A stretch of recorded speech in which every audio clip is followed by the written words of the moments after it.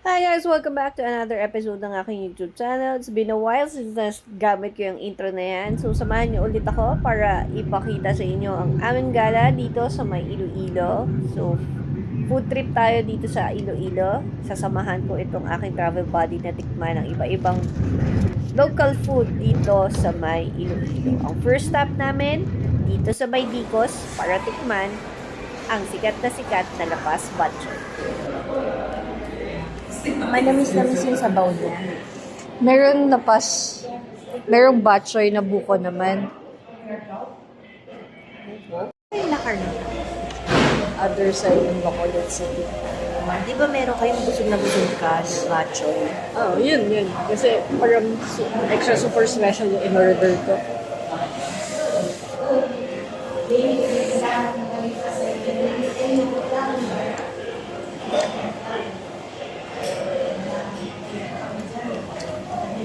Pero the first time mo na talaga batchoy? Ng Iloilo.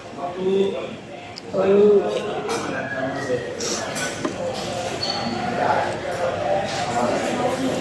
Gusto ko yung noodles. Yung sa sabaw naman, lasa mo yung laman loob, ano? Ganun talaga. O depende sa ano. Hindi, ganun talaga siya.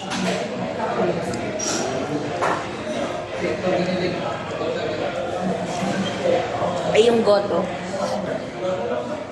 Iba kasi yung goto. Parang yung goto, ano? Ibang goto, medyo malapot. Ano nga ba yung goto? Parang kani? Aros kaldo? Hindi. Well, ang goto ng Cavite is malapot siya kasi may egg. And cornstarch yung sabaw. Pork siya. Ay, hindi. Iba yung goto. Natikman ko yung goto Batangas sa tayo.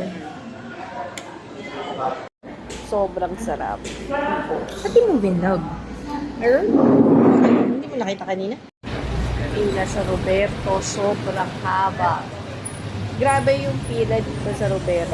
Parang inabot kami ng mga 30-45 minutes sa sobrang haba ng pila. So, we decided na i-take out na lang siya. So, ang in-order pala namin dyan is yung sikat nilang siopaw. Ang binili namin is King and Queen. Ayan yung loob ng Roberto's.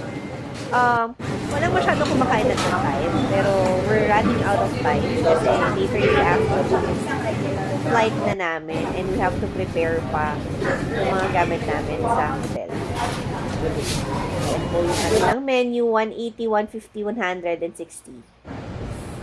And then, ito, sa Carlos, bumili naman kami ng mga pastries dito kasi isa din ito sa mga sikat na bilihan dito sa Iloilo. So, ayan, binaon namin at pinasalubong sa Manila nung bumalik kami dito sa Manila. So, ayan. Sikat yung ensaymada nila dito. And then, isa ulit, nag-take out ulit kami. Hindi na kami dyan kumain kasi sobrang init. Pero hinanap namin, isa din daw sa sikat na nagbebenta ng batchoy, itong Popoy's.